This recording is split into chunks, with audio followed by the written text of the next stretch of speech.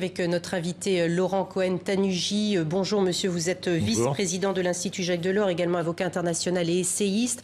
On a vu là les images d'Helmut Kohl très affaiblies, c'était à la fin de sa vie, mais il a plutôt symbolisé, toujours je fais ça parce que c'est presque physiquement parlant, ce grand homme, la puissance physique de l'Allemagne, au niveau économique notamment. C'est un homme qui a toujours été de la situation.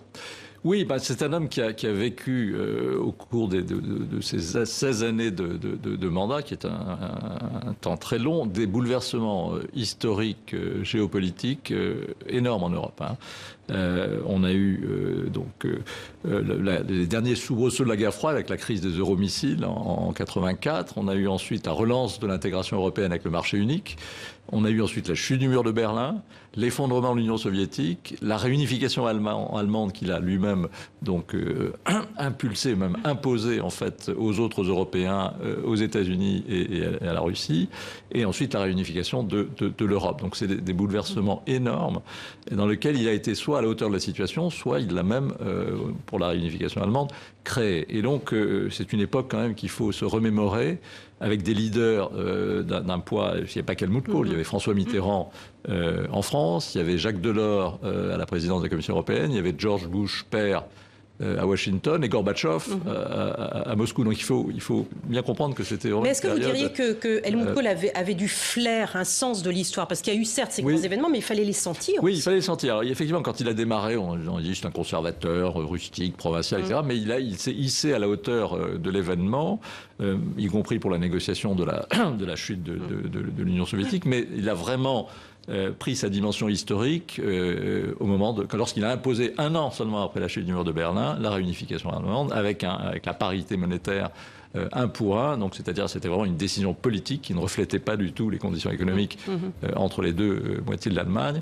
Et c'est ça qui reste pour les Allemands. Je crois que pour les autres Européens, c'est aussi un grand Européen qui a fait avancer la construction européenne. Vous avez évoqué à l'instant l'image de Verdun. On se souvient tous de cette photo d'Helmut Kohl main dans la main avec François Mitterrand. C'est une des images fortes, on imagine, de la concrétisation de la construction européenne. Oui, ça a été une confirmation très forte de la réconciliation franco-allemande qui avait évidemment été faite par De Gaulle et Adenauer, ou même par d'autres avant, mais cette poignée de main près de Verdun, à l'ossuaire de Douaumont, c'était quelque chose de très fort. Ensuite, il y a eu la relance du marché unique avec Jacques Delors, avec ce qu'on appelait le triangle Delors, Mitterrand-Kohl-Delors, et puis le traité de Maastricht, quand même, la mise de l'euro sur les rails. Donc c'était un espèce d'âge d'or de la construction européenne avec ce qu'il incarne parfaitement. La chancelière allemande, on l'a vu, elle l'a exprimé hier, tout ce qu'elle devait être Helmut Kohl. Elle dit qu'elle a d'ailleurs toujours revendiqué son héritage. Qu'est-ce qu'il lui a laissé? Qu'est-ce qu'on peut encore percevoir aujourd'hui chez Angela Merkel qu'on pouvait percevoir chez Helmut Kohl?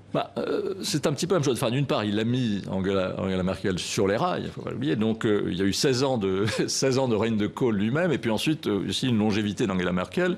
On peut dire que l'Allemagne d'aujourd'hui, c'est finalement Helmut Kohl qui l'a enfanté. Alors il y a eu l'épisode Schröder, qui a, après le choc de la réunification, le choc économique, qui a redynamisé, qui a rendu la compétitivité à l'Allemagne et qui donc a contribué au fait que l'Allemagne est un géant économique aujourd'hui.